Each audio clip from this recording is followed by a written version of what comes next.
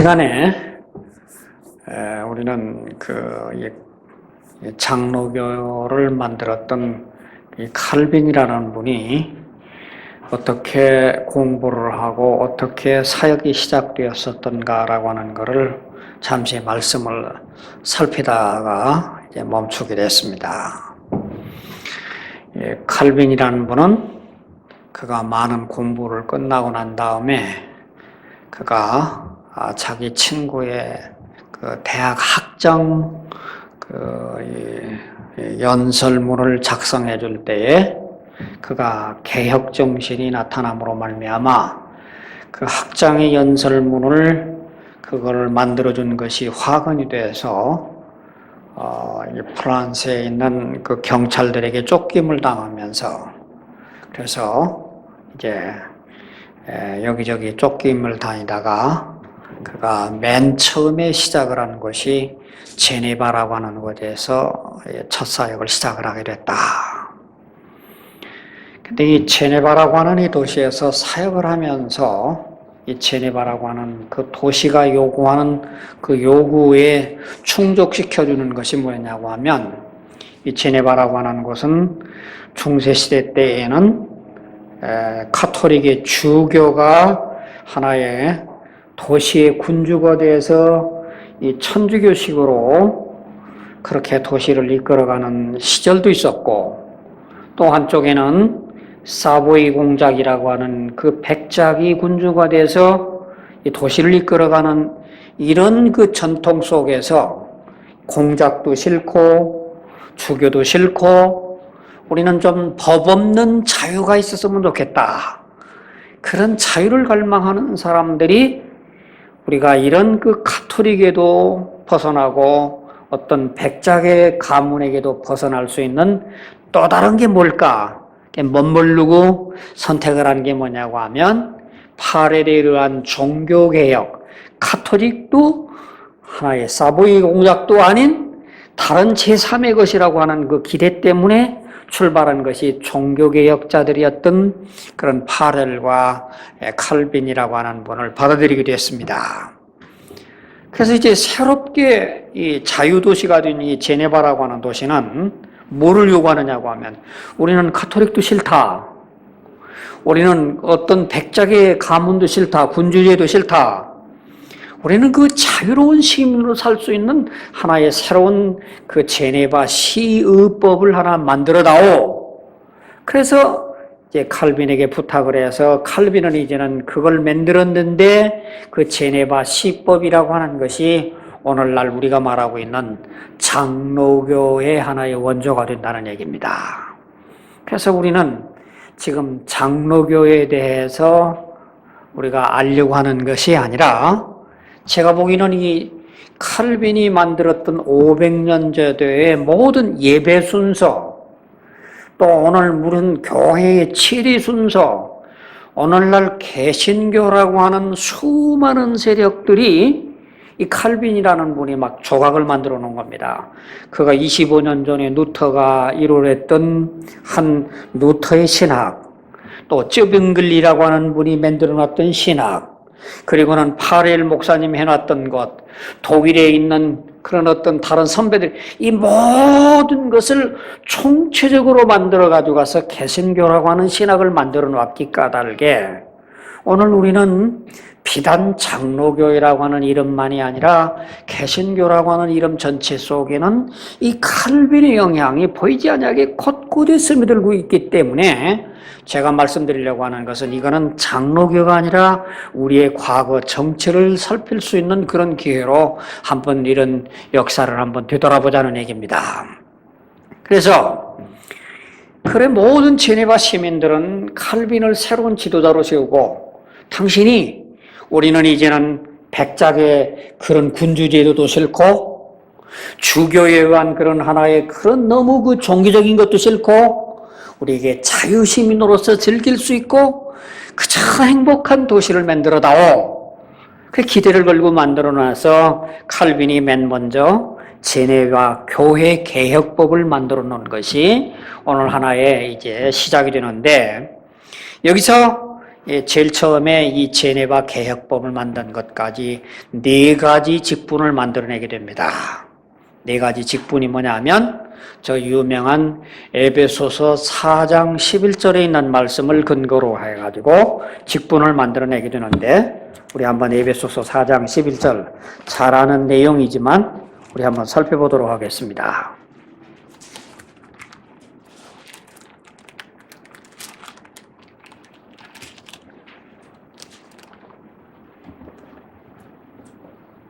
다 같이 우리 에베소서 4장 11절 합독을 합니다. 시작.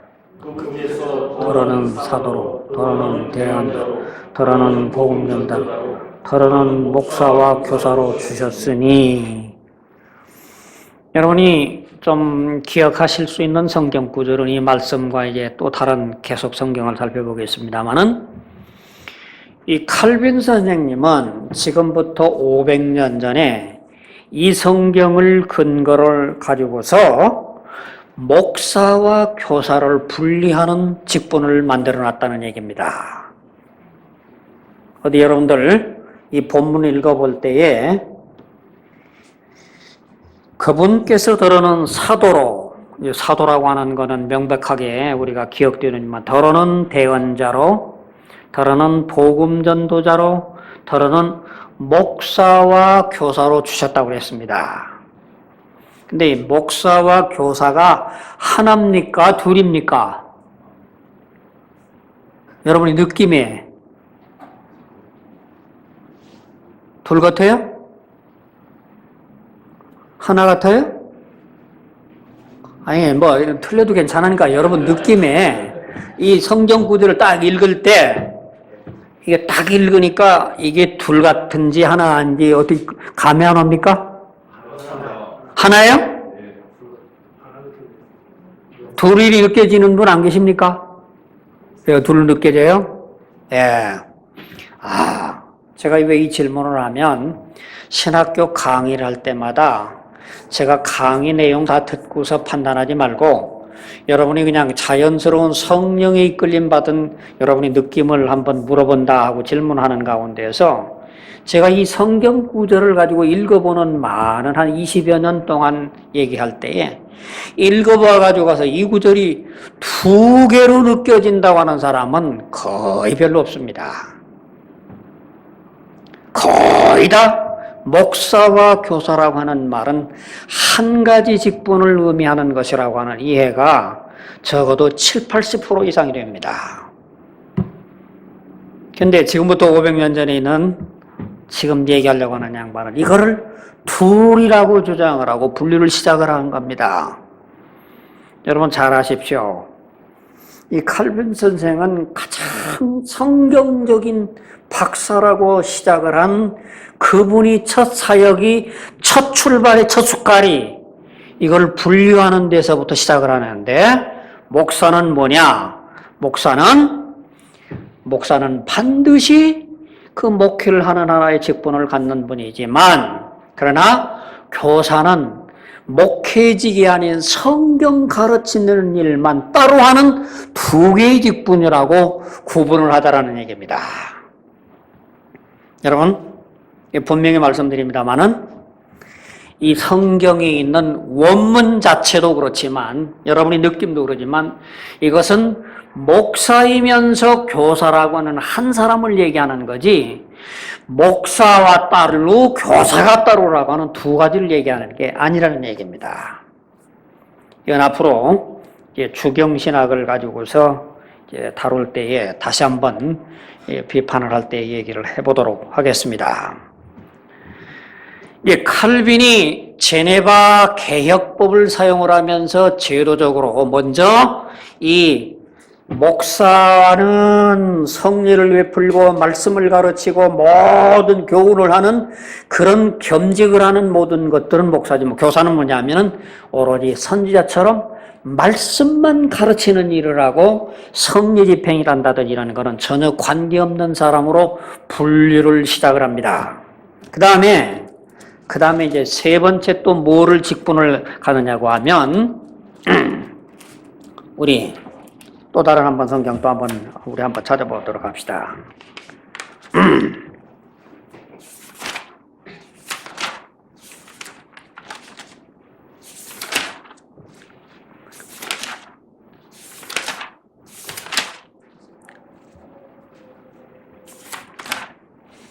디모데전서 5장 17절 보겠습니다.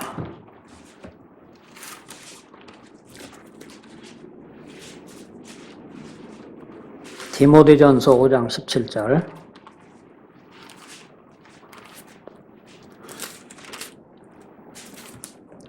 자, 디모데 5장 17절, 18절 우리 다 같이 한번 합독을 합니다. 시작. 잘 다스리는 장로들을 두 배나 존경할 자로 여기되 특별히 말씀과 교리에 수고하는 이들에게 그리할지니라. 성경 기록이 이르기를 너는 곡식을 밟는 자의 소입에 마개를 씌우지 말라 하고 또 일꾼이 작을 싹을 받는 것이 합당하리라 하느니라. 자, 여기 또 똑같은 질문입니다. 이 5장 디모데전서 5장 17절에 잘 다스리는 장로들을 두 배나 존경할 자로 여기되, 이 사람들이 왜 그러냐니까 말씀과 교리에 수고하는 이들이기 때문에 두 배나 존경하라. 그런 뜻입니까?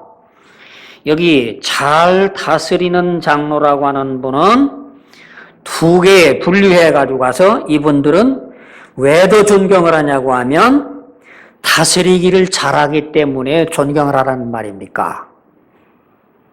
제 질문이 여기 장로가 다스리기를 잘하기 때문에 존경하라는 말입니까? 말씀과 교리에 수고하기 때문에 두 배나 존경하라는 말입니까? 예? 말씀과 수고를 잘하니까 존경하라는 말이에요? 다스리기를 잘하니까 존경하라는 말이에요? 예? 예. 여기는 참 옛날 칼빈 선생님보다도 그래도 나은 분 여기 많이 계세요. 이 장로교회에서 결정적으로 이 장로를 두 개로 분리를 하는데, 하나는 가르치는 장로, 하나는 다스리는 장로라고 하는 말로 목사를 가르치는 장로라고 그러고, 치리하는 장로를 다스리는 장로라고 하는 요 말을 분류하는데, 여기 이 말씀을 보면 다스리는 장로라고 하는 사람들이 왜 존경을 받아야 되냐면 그분들이 말씀도 교리도 가르치기 때문에 그 다스리는 일뿐만 아니라 말씀과 교리를 겸하고 그 말씀과 교리뿐만 아니라 다스리는 일까지 하기 때문에 이분들을 배나 존경하라, 그런 문맥인데도 불구하고 이거를 어떻게 해석을 해냈냐고 하면 칼빈 선생은 이걸 분류를 하는 거예요. 말씀과 가르치는 그런 목회 장로는 따로 있고 다스리는 장로는 다스리는 일을 잘하기 때문에 따로 존경을 한다고 하는 두 개로 분류를 했다는 얘기입니다. 뭔 말인가 이해가 됩니까?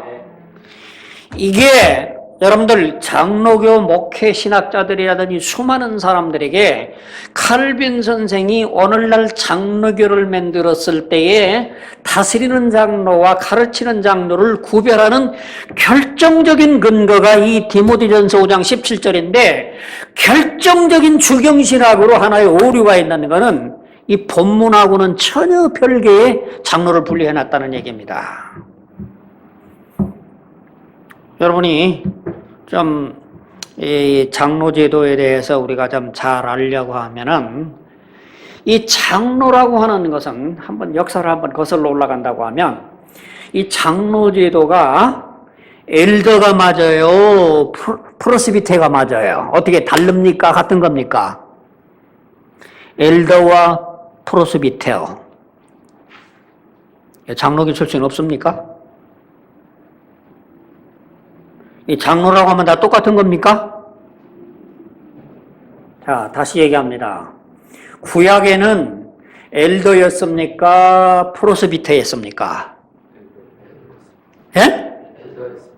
엘더였습니다. 신약의 예수님 시대 때에 있는 장로들이라고 하는 분이 엘더였습니까? 프로스비테였습니까? 복잡한 얘기입니까? 예. 여러분들 우리가 이거 잘 알아야 할 얘기인데 지금 칼빈 선생님이 오늘 우리들에게 공언을 했다고 하지만 이 다스리는 장로라고 하는 말과 가르치는 장로라고 하는 말을 구별을 해가지고 장로를 만들어 놓은 그 일이 시작이 오늘날 옛날 구약의 장로로 복귀해 돌아가는 신약시대 때의 복음적인 하나의 지도자기를 하는 게 아니라 옛날 구약의 엘더로 돌아가는 결과를 만들어 놓은 것이 장로제도의 기원입니다. 이 문제에 대해서는 우리가 누구하고 주경신학으로 논박을 한다 하더라도 이 에베소서 4장 11절에 있는 목사와 교사를 분류했다든지 디모데전서 5장 17절에 있는 말씀을 다스리는 장로와 가르치는 장로를 구별하는 근거를 이 구절을 가지고 했다는 얘기는 본문 선택이 잘못됐다는 얘기입니다. 이거는 명명백백한 일이고 어느 신학자가 양심 있는 해석을 한다 하더라도 이거는 잘못됐다고 하는 것은 자타가 다 신할 수밖에 없는 얘기입니다. 그런데 중요한 거는 이런 게 중요한 게 아니라 칼빈이 이런 제도를 가지고서 뭐를 시작을 하려고 하냐고 하면 이 제네바를 하나의 거룩한 신정도시를 만들기 위해서 치리기관으로 장로제도를 만들려고 했다는 얘기입니다. 이 장로제도를 만들어 가지고 가서 무슨 얘기냐고 하면 칼빈 선생은 이 제네바라고 하는 그 거대한 도시를 개혁을 시작을 하려고 그러는데 목사의 힘 가지고는 안 되니까 평신도 장로들을 세워서 이 장로들로 하여금 치리를 만들어서 목사와 이 장로와 두 개의 이 기관을 만드는 당회라고 하는 걸 만드는 그 역사적인 역사의 시점이 1541년 11월 20일부터 시작된 이 컨지스테르 시스템이라고 하는 이 치리기관이 시작이 바로 여기서 비롯되고 제네바에서 시작됐다는 얘기입니다. 여러분 굉장히 지금 중요한 얘기를 지금 말씀을 드리는 건데 그 왜 이런 거를 만들어 놨냐고 하면 이 교회에서 이 칼빈의 생각 속에서 이 교회라고 하는 거는 그 하나님의 구원받은 백성들만 모이는 게 아니라 마치 가라지도 섞여 있고 그물도 섞여 있는 거를 어떻게 색출을 해내려고 하는데 이 색출해내려고 하는 방법을 어떤 방법으로 해야 되겠는가? 이거는 평신도들에게 분담을 시켜가지고 제네바를 3개로 쪼개서 평신도들로 일주일 내 감독을 해가지고 시민들 가운데서 어떤 사람이 예배에 참석을 안 하는 건지 어떤 사람이 그 가정에서 음식이 너무 가지수를 많아서 사치를 하는 건지 어떤 사람이 의복을 잘못 입고 가는 건지 이 모든 것을 색출해내가지고 매주 목요일 날마다 장로, 평신도, 장로하고 목사하고 의논한 당회기구에서 결정을 해가지고 와서 치리를 하려고 하는 그 치리기관이 제네바의 하나의 개혁법이 시작했다는 얘기입니다. 지금은 이제 어떻게 합니까? 이 당회라고 하는 데가 한 달에 저도 옛날 당회장 했었거든요. 장로교에서 당회장 하면은 한 달에 한 번씩 안건들이 다 들어오면은 첨부하면서 교인들 가운데 누가 집사의 자격이 있는 건지 누가 정말 참 성실하지 못한 건지 전부 그런 것을 위주로 하다가 나중에는 뭐냐면 주로 이제 재정 안건 어떻게 교회 안건으로만 하는데 참 이 장로교 당회장님들 참 어떻게 참 목회하기 재밌어요. 왜냐고 하면 큰 예산 가지고 마음대로 하나의 계획이 세울 수 있고 사람들의 모든 것을 하나의 조그만한 집단이 100명이든 200명이든 소속 집단의 하나의 장으로 수장으로서 존경을 받을 수 있기 때문에 참 목회하기 편리한 것. 그게 하나의 장로교 제도인데 그 제도의 시작이 바로 지금 말하고 있는 이분에게서부터 비롯됐다는 얘기입니다. 그래서 제네바 교회를 네 가지 개혁안을 제시를 하는데 뭐냐고 하면, 첫째, 거룩한 만찬으로 제네바를 개혁을 한다 하는 얘기입니다. 이게 무슨 소리입니까?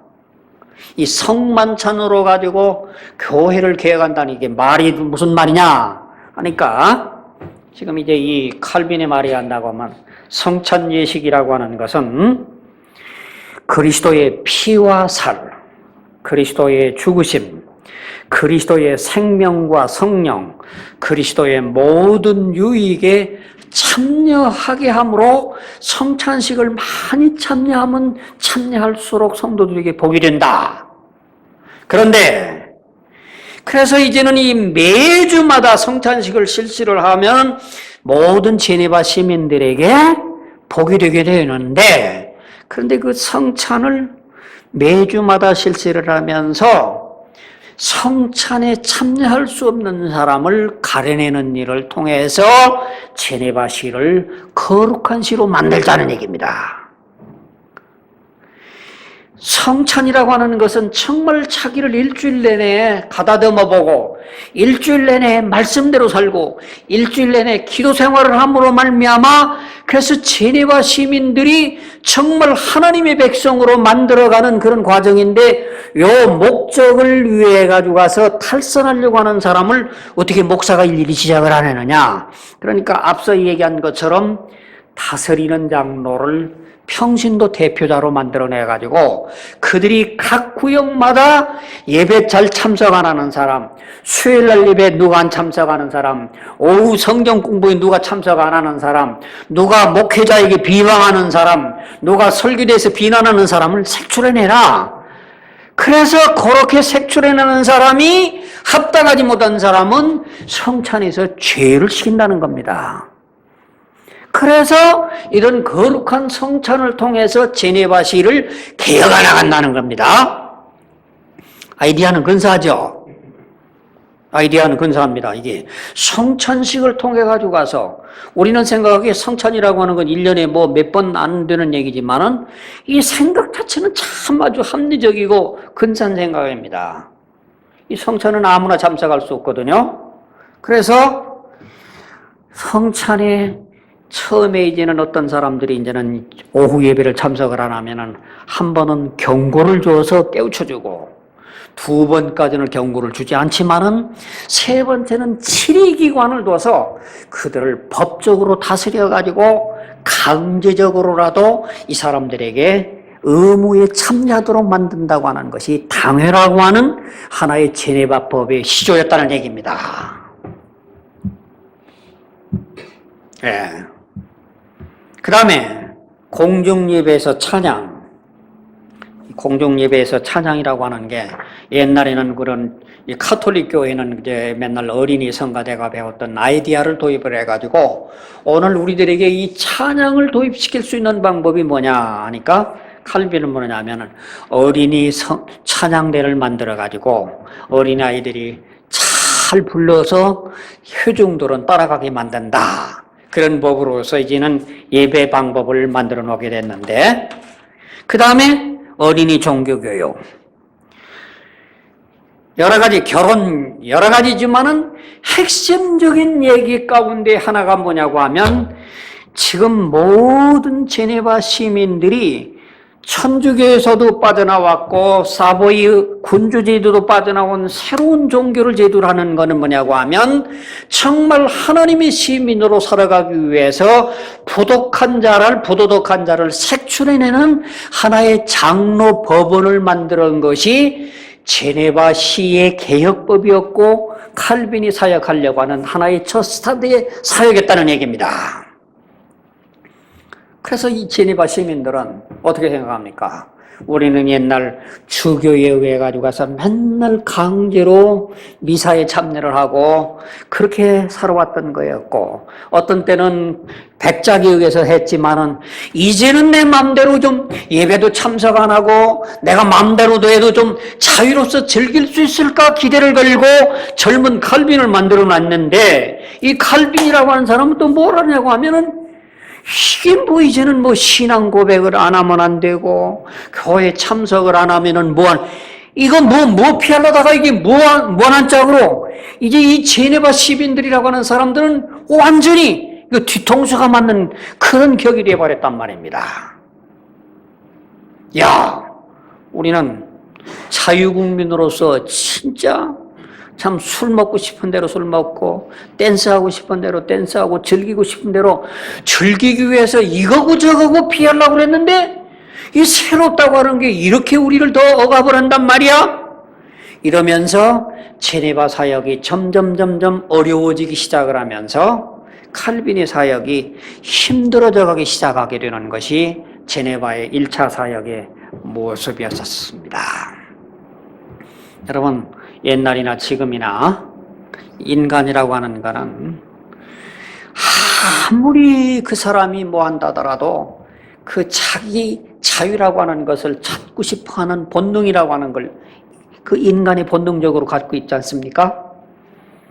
그래서 이 모든 자유를 찾는 사람들이 이런 새로운 칼빈의 세력에 점점 반대를 하기 시작을 해서 칼빈이 드디어 제네바 사역 3년 만에 쫓겨나게 됩니다. 왜 쫓겨나냐? 치리 때문에 쫓겨나요. 우리는 그것도 싫고 이것도 싫어서 이게 새로운 것을 좋은 거를 받으려고 그랬는데 이렇게 우리를 억압한다고 하는 건 우리는 도저히 우리는 여기에 동의할 수가 없다. 그런데 표면적으로는 그럴 수가 없으니까 이제 칼빈을 내면적으로 점점 싫어하기 시작하게 되는데 자, 드디어 이 문제가 하나의 아주 사소한 문제부터 시작을 하게 됐습니다. 사소한 문제라고 하는 건 뭐냐고 하면 천주교회는 그 교회당 카톨릭 성당의 앞에 본다고 하면은 거룩한 성수라고 하는 성수반이라고 하는 하나의 세례에 씻을 물처럼 이제는 깨끗한 물을 담아 있는 성수반이 있고 아니면은 바깥에도 있고 또 무교병이라고 하는 것은 여러분 지금 어떤 이 성구사 같은 데서 팔고 있지만은 성찬식 때 팔아먹는 이렇게 맛없는 딱딱한 이런 것들 와서 성찬식을 베풀고 있는 것이 천주교 의식인데 이 파릴이라고 하는 분, 칼빈이라고 하는 분은 개혁을 하려고 하기 때문에 예배당 앞에서 그런 성수반이라고 하는 걸 폐지다. 우리 떡이라고 하는 건 주님의 떡대로 먹어야지 이런 무슨 이 맛없는 무교병도 폐지다. 이렇게 강행을 하려고 그러니까 수십 년 동안 관습적으로 젖어왔던 제네바 시민들은 이거 안 하는 것이 이상하게 느껴지기 시작을 해서 자꾸 칼빈을 향해서 저항을 합니다. 성수반도 놓고서 우리 예배 봐도 되니까 성수반을 놓고 예배를 보자. 칼빈은 용납을 안 하였습니다. 그러니까 이제 이 제네바 시민들이 점점 욱박해오기 시작을 해서 칼빈에게 뭐라고 그러냐고 하면 앞으로 이제는 이 제네바 시에 있는 세 목사들 가운데에서 성수반을 예배당에다 안 놓고 무교봉을 안 하는 사람들은 우리는 이분들에게 설교를 듣지 않겠다. 그러니까 이 얘기를 엄포를 놓고 있는 이런 모든 사람들 앞에서 칼빈이 그들 앞에서 그저 청중하게 설교를 하고 난 다음에 그 다음에 이제는 한 달에 한 번씩 성찬식을 베풀 수 있는 그 시간이 됐는데 성찬식을 베푸는 그 시간이 되어가지고 칼빈은 얘기합니다. 주님의 살과 피를 받을 만한 준비되어 있는 성도들에게만 베푸는 것이 목회자의 양심이지 목회자에게 저항을 하면서 강압적으로 준비되지 않는 자들에게는 성찬식을 베풀어줄 의무가 없다. 오 주님이여 나에게 이 부도덕한 성찬을 집행을 하려느니 차라리 나에게 죽음을 주십시오. 이러고 선포를 하고 성찬식을 안 베푸는 거예요.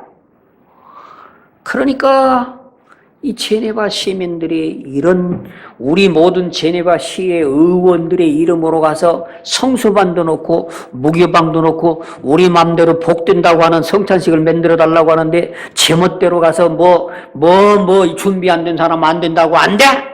그래서는 이 200명 시의원들이 시의회를 열어가지고 가서 파렐 목사, 칼빈 목사, 당신들은 오늘부로 당장에 빠지고 앞으로 3일 이내에서 제네바를 떠나시오.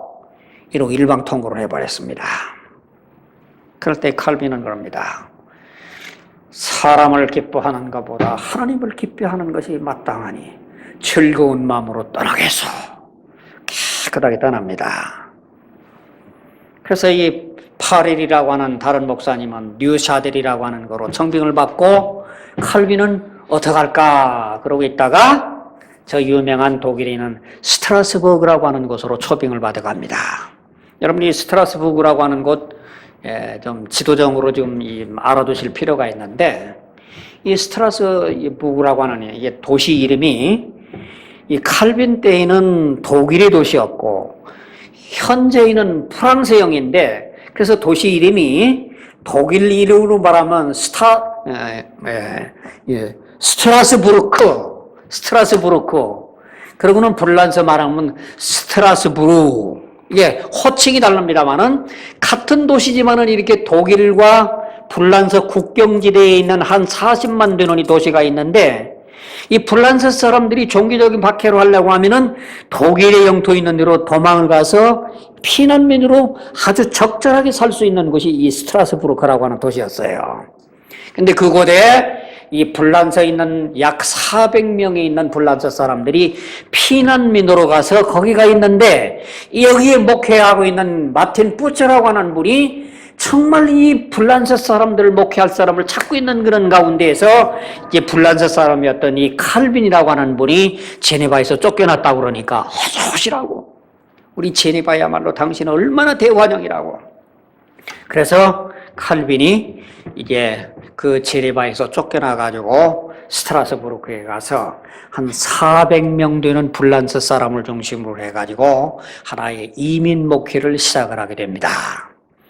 여기서 이제 이 참 칼빈은 여러 가지 개혁자로서도 공헌을 하고 목회자로서도 공헌을 하고 신학자로도 공헌을 하고 여러 가지 공헌하는 중에 가장 참 두드러진 일은 칼빈이 32살 먹어가지고 결혼을 하는 일입니다. 이 칼빈이 결혼하는 그 여자가 누구였을까? 칼빈이라고 하는 분은 여러분 딴 분들이 결혼하라 그러는데 자기는 아름다운 것은 싫고 참 정숙하고 헌신적이고 그리고는 정말 신앙심 깊은 여자만은 내가 결혼하겠다.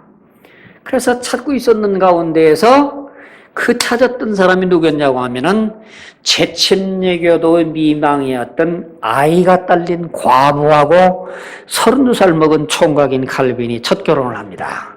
그 여자 이름이 이델릿이라고 하는 여자입니다. 여러분 참 이 칼빈이라는 분이 생애 가운데 보면 이 재침례교도들에 대해서 굉장히 어떤 이 호감을 가지고 있는 대목도 있지만 나쁜 대목을 가지고 있던 대목도 있고 여러 가지 장면이 많이 있습니다.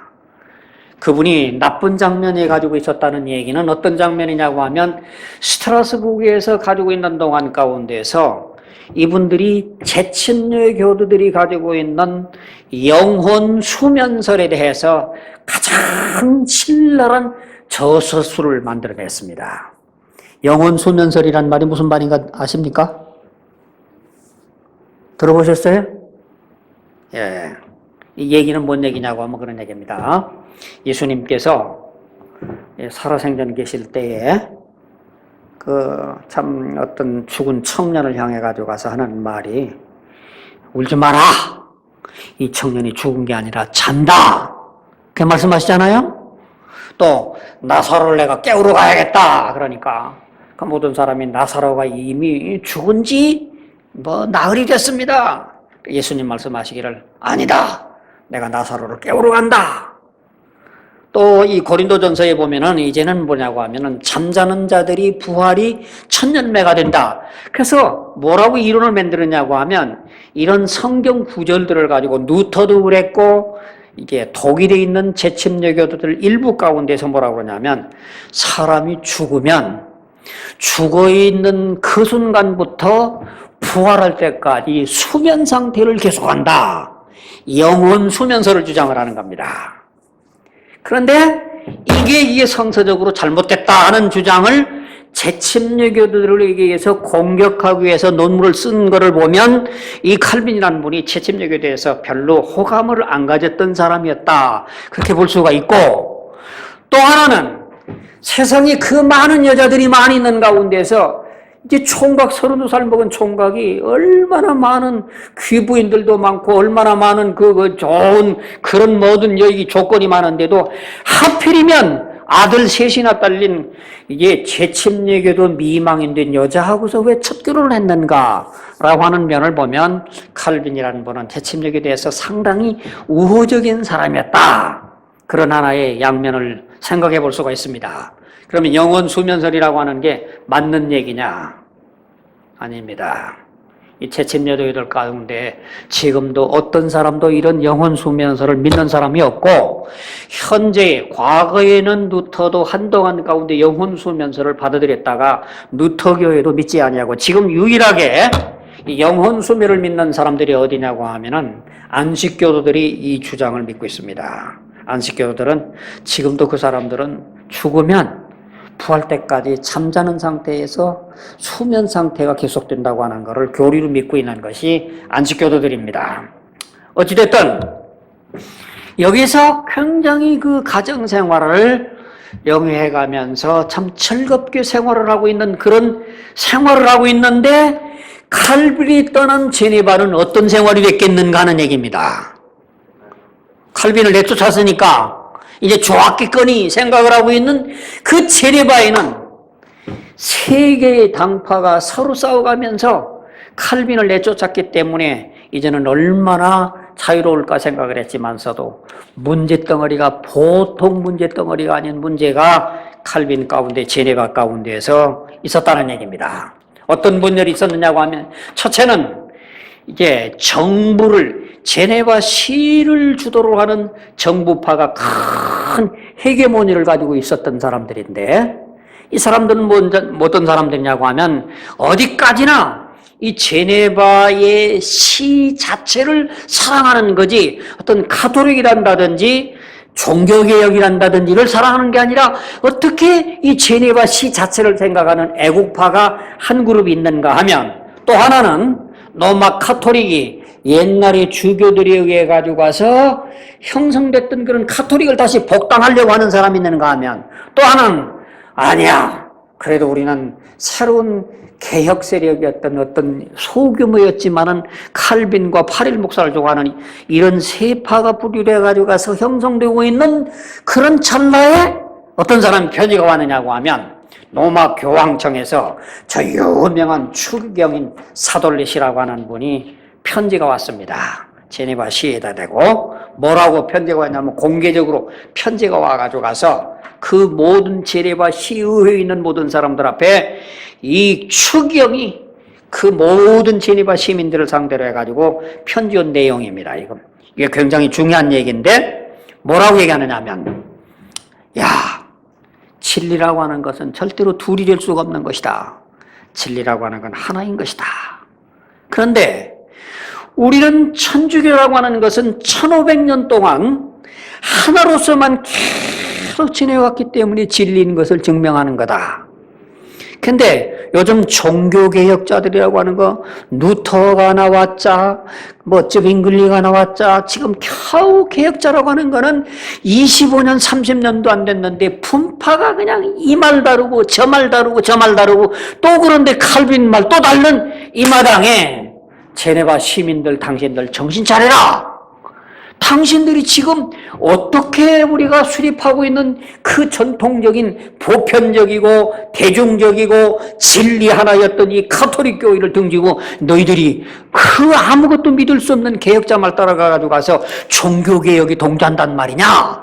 정신 좀 차리고 내가 추기경으로서 도울 수 있는 일이 있다고 하면 도울 테니까 제네바 시민들 정신 좀 차려라! 이런 편지가 공개적으로 왔어요. 근데 제네바 시민은 그 편지를 받고 난 다음에 답변을 할 만한 목사가 없는 거예요. 그래서 이웃에 있는 베른 시민이나 다른 주변에 있는 사람한테 이 카톨릭 이런 추기경 이런 편지가 왔는데 이 편지에 대해서 어떻게 하면 우리가 탑신할 건지 당신들 좀 도와주시오. 그래도 주변에 있는 사람이 아무도 이 어떤 그 추기경의 편지 한마디에 벌벌 떨고 있는 그런 찰나였었어요. 그게 몇 개월이 흘러가고 있는 겁니다. 그런데 모든 제네바 시민들 가운데서 뭐라냐면 여기에 답변할 사람은 한 사람밖에 없다. 그게 누구냐? 우리가 내쫓은 칼빈밖에 없다. 그래서 몰래 이 사돌레 추기경의 편지를 사본을 해가지고 이 제네바에서 저 멀리 있는 독일에 있는 스트라스부르까지 보내줬습니다. 그래서 당신이 하나의 이 제네바를 사랑하는 마음으로 답장을 써달라. 그래서 그 편지를 받은 칼빈은 엿새 안에 편지를 여기 이 사돌레 추기경은 그저 한 20장 정도 가운데 10절지 20장으로 써낸 장문의 편지였는데 칼빈은 40장 되는 편지를 엿새 안에 답장을 해가지고 가서 그거를 사돌레에게 보내줬는데 여기 이 내용이 그냥 개인 사신이 아니라 보내자마자 바로 이거는 이 제네바에서 출판을 해가지고 그게 라틴어로 처음에 출판을 하고 한 달 후에는 이게 불란서어로 독일어로 번역돼 가지고 가서 공개적으로 알아듣기 까닭에 이 사신이라고 하는 건 이건 사돌레 추기경이 보낸 내용은 이런 내용이고 그리고는 여기에 대한 답신을 보낸 게 칼빈의 답신은 이거다 하는 게 공개적으로 역사자에 남아져 있습니다. 이 내용이 칼빈이 보낸 내용은 이런 내용입니다. 우리가 종교개혁을 하게 된 결정적인 이유가 뭐냐? 다른 얘기가 아니라 종교개혁을 하게 할 수밖에 없었던 결정적인 이유는 로마 가톨릭 교회 자체가 부패행위가 끝이 없었기 때문에 우리가 종교개혁을 할 수밖에 없었다 하면서 칼빈은 그 구체적인 사실에 근거해가지고 얘기를 합니다. 교황 알렉산더라고 하는 분은 1492년부터 1503년까지 그분이 교황이라고 재직한 분 아니냐? 그런데 그 교황 알렉산드르라고 하는 그분이 어떤 역할을 했느냐? 그분은 교회에 있는 수많은 성직록에 있는 나오는 땅에 있는 모든 재산을 가지고 그 재산들을 가지고 모아서 계속 돈을 모으더니 그 돈을 모아가지고 뭐냐고 하면 축첩행위를 했지 않느냐? 그 축첩행위로 말미암아 그에게서 아들이 6명이나 나온 거는 우리 개혁자들만 아는 게 아니라 당신들이 말할 수 있는 하나의 그 세계에서 옛날 에라스무스도 알고 루터도 알고 아키벨리라고 하는 중립자도 알고 이 모든 다 아는 이런 사실 아니냐. 그뿐만 아니라 그의 이제 자기 아들을 조카라고 해서 교황청 요직에 앉힌 저 유명한 바오로 3세. 이 바오로 3세라고 하는 사람은 어떻게 교황이 됐느냐? 이 바오로 3세라고 하는 사람은 자기 누이를 바로 이 알렉산더라고 하는 교황한테 누이를 정부로 상납을 하고 난 다음에 추기경을 받았기 때문에 그 사람이 교황되기 전에는 속치마 추기경이라고 그런 악명이 붙었던 사람이 나중에 교황된 사람 아니냐? 이 정도로 그 수많은 부패 때문에 견딜 수 없는 그 부패를 견디다 못해 우리가 눈을 뜨고 지금 전 세계를 바라보면 모든 가톨릭 교회가 반은 땅에 파묻혀 있어서 죽어있기 때문에 할 수 없이 우리가 종교개혁을 하는 건데 이 종교개혁이 무슨 1500년 된 전통을 얘기를 하고 이 종교 무슨 천주교가 뭐 한다고 얘기하는데 당신들이 정말 양심 있고 교황이고 주교고 주경이라고 한다면 한번 눈 뜨고 바라봐라. 교인들이 지금 제대로 교인인가? 이런 내용의 장문의 편지를 칼빈이 추경에 답세를 보내줬어요. 이 칼빈의 편지 하나로 말미암아 로마 가톨릭 교회가 는 루터가 그 당시 살았을 때 그런 얘기를 한 유명한 말을 했습니다. 나는 로마 가톨릭을 향해서 전쟁을 선포한 선포자에 불과했지만 로마 가톨릭하고서 전쟁을 종식시킬 수 있는 사람이 칼빈이 나타났다.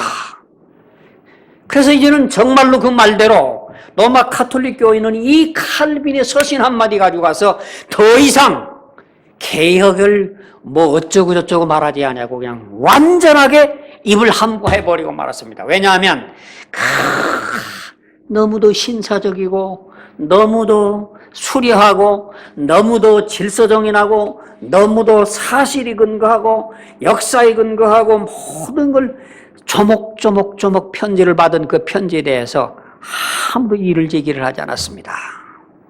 그래서 제네바 시민들이 칼빈을 내쫓아가지고 이제는 우리가 자유하겠다고 하던 그 모든 사람들이 자유는커녕 혼란만 가중되고 있는 그런 찰나에 이제는 우리에게 정말 지도자라고 하는 것은 우리가 잘못 알고 내쫓았던 칼빈이 스트라스부르크를 다시 포기를 하고 우리 제네바로 다시 돌아와야만 우리가 살겠다고 하는 칼빈에 대한 초청운동이 다시 일어나기를 시작을 합니다. 역사는 참 재밌는 얘기입니다만은 이렇게 분열됐던 이 제네바 시민들이 이제는 칼빈 하나를 모비해 가지고 가서 전 시민들이 다시 단결을 하기 시작해서 앞서 얘기했던 정부파, 카톨릭파 또는 기염당파 이런 모든 당파들이 전부가 다들 이제는 막 사람을 보냅니다. 칼빈 선생님한테 어떠하느냐 구두로 초청장을 보내기도 하고 사람을 사절을 통해 가지고 가서 마음을 열기도 하고 또 어떤 사람은 이 칼빈이 가장 좋아하는 파렐 목사라든지 스트라스부르크에 있는 어떤 뿌처 목사를 통해 가지고 가서 이 칼빈 좀 마음 좀 설득해 달라고. 근데 칼빈은 마음이 없어요. 왜 마음이 없냐? 내가 제네바를 내가 3년 겪어봤는데 제네바라고 하는 도시는 너무 편향적인 곳이기 때문에 내가 가야 할 그런 데가 아닌데 이 스트라스부르크라고 하는 곳은 얼마나 좋은 데냐고 하면 이거는 독일 같기도 하고 이거는 불란서 같기도 하고 편리에 따라 가지고 가서 자유롭게 이 독일이라는 나라 불란서라는 나라 두 나라에 또는 스위스라고 하는 나라에 영향력을 끼칠 수 있는 가장 좋은 이상적인 곳이기에 자유롭게 목회할 수 있는 이곳에서 내가 가뜩이나 내 인생의 발레다였던 그런 하나의 이델렛이라고 하는 부인까지 맞아들였는데 내가 그 목회하는 그 틈바구니 이리 틈바구니에 가서 내 사랑을 안 해야 하고 거기 가서 큰 고생할 이유가 없다. 나는 여기서 만족하겠다. 안 가겠다고 자꾸 사양을 합니다.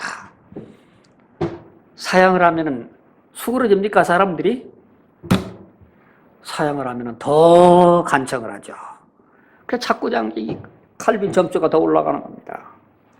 그런데 이 칼빈은 자꾸 사양을 합니다. 그래서 그 많은 여과 과정 가운데 3년 동안이나 계속적으로 이런 운동 때문에 마지못해서 드디어 그래서 스트라스부르크에 있는 3년간 그 정든 곳들을 이제는 떠나야 하게 되는데 이 칼빈 한 사람의 문제가 아니라 처음에는 제네바시냐 스트라스부르크 도시냐라고 하는 문제가 아니라 이건 하나의 스위스냐 불란서 두 나라 간의 문제까지 확대가 되도록 점점 많은 사람들이 벌어지고 이 문제가 확대가 되는 가운데 하나님께서 그래도 이곳에 하나님이 나를 가라게 한다고 하면 갈 수밖에 없지 않나 해서 다시 이제 칼빈이라고 하는 분이 이제 스트라스부르크에 3년 이민 목회 사역을 등지고 제2차로 다시 와서 제네바 사역을 다시 시작하게 됩니다. 제네바 사역을 와서 그가 다시 시작한 것이 아까 처음에 시작하려고 했다가 실패 돌아갔던 교회에 하나의 법을 통해 가지고 가서 새롭게 개혁을 시작하려고 하는 일로 인해서 칼빈은 바로 처음에 제네바 제1차 사역 가운데서 이 치리권 때문에 쫓겨났고 또 스트라스부르크에 가서 인기를 있었던 것도 그 강한 이민들에게 바로 치리권을 가지고서 인기가 올라갔고 다시 세 번째 제네바로 와서 사역을 하는 곳에 와서 이 치리법 가지고 가서 그 악전고투를 하고서 10여 년 동안 고통을 하다가 나중에는 그 승리를 하고 난 다음에 이 치리법 때문에 드디어 칼빈이 유명해지고 전 세계에 영향을 미치게 됩니다. 그래서 칼빈이라고 하는 분은 우리는 이해할 때 이 치리법, 장로법이라고 하는 이 문제를 동시에 이해하게 되는데 이 문제는 우리 잠시 쉬었다가 다시 계속하도록 하겠습니다.